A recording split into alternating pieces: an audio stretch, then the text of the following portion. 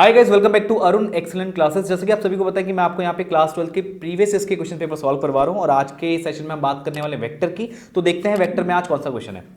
तो ये वेक्टर का क्वेश्चन आपको आपकी स्क्रीन पे दिख रहा होगा, जहां पे आपको पूछा गया है the projection of a vector on b vector is zero. तो यहाँ पे ए वेक्टर का बी वेक्टर पर प्रोजेक्शन जीरो दिया है और आपको लैम्डा की वैल्यू यहाँ पे बतानी है। आपने क्वेश्चन यहाँ पे देख लिया होगा, चार ऑप्शन आपके पास है। तो आप इसको किस तरीके से सॉल्व करेंगे मैं इसको डिटेल में बता रहा हूँ, तो वीडियो को एंड तक देखना मत भूलना। तो यहाँ पे करेंगे कि आप ध्यान दीजिएगा, ये देखो ए वेक्टर का बी वेक्टर पर प्रोजेक्शन, तो ये आपका ए वेक्टर हो गया और ये आपका बी वेक्टर हो गया। पहले कॉन्सेप्ट समझ लो, यानी ए वेक्टर का बी वेक्टर पे कितना शेडो पड़ता है, इसको हम बोलते हैं projection of a vector on b vector.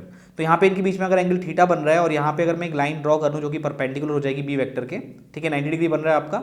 तो यहाँ पे ये आपका अगर मैं यहाँ पे पॉइंट ले लूँ ए, ये बी और ये सी पॉइंट, और यहाँ पे जो ए वेक्टर का यानी जो ए बी है ना, ए वेक्टर जहाँ पे आपको ए वेक्टर दिख रहा है वहाँ पे जो ए बी दिख रहा है, ए बी क्या है, वो लेंथ ऑफ ए वेक्टर है, जो कि ए वेक्टर का क्या होगी, मैग्नीट्यूड होगी, इस तरीके से।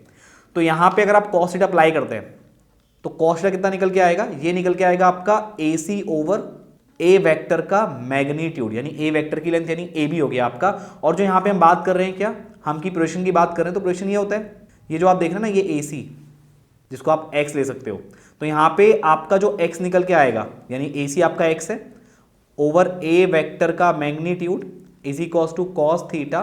तो यहाँ से आपका जो x निकल के आया वो निकल के आया a वेक्टर का मैग्नीट्यूड इनटू में cos theta, right. I hope आपको समझ में आ रहा होगा।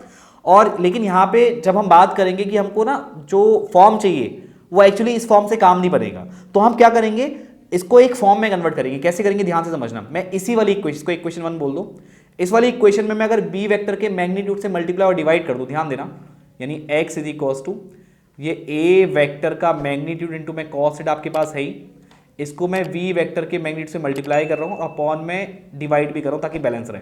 तो गौर से देखो ये क्या बन गया आपका, ये बन गया आपका a vector dot b vector, a vector dot b vector और अपॉन में b वेक्टर का मैग्नीट्यूड। तो ये क्या बन गया, ये फॉर्मूला निकल के आ गया आपके पास कि जब आपको a वेक्टर का b वेक्टर पे प्रोजेक्शन निकालना हो, तो ये उसका फॉर्मूला आ गया। अब यहां पे आपको क्लियरली बोला है कि भाई प्रोजेक्शन जीरो है, यानी x की वैल्यू आपको बोल दिया क्वेश्चन में जीरो है। तो जब x की वैल्यू जीरो है तो यहाँ पे जो b वेक्टर का मैग्नीट्यूड है वो कहां पे जाकर के, जहां पे आपकी x की वैल्यू जीरो है, ये आपका a vector dot b vector हो गया अपॉन में b वेक्टर का मैग्नीट्यूड। तो यहां पे आप b वेक्टर के मैग्नीट्यूड को इक्वल के दूसरी साइड ले जाकर के जीरो से मल्टीप्लाई करके इसको जीरो कर सकते हैं, क्योंकि जीरो को किसी भी नंबर से मल्टीप्लाई करो वो जीरो ही आता है।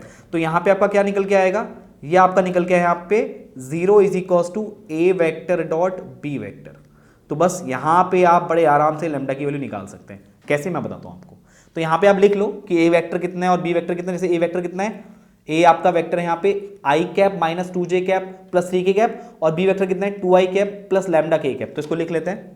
तो भैया ए वेक्टर कितना है आपके पास, i cap minus 2j cap plus 3k cap, और बी वेक्टर है आपके पास, चेक कर लेते हैं इसको, 2i cap plus lambda k cap plus lambda k cap.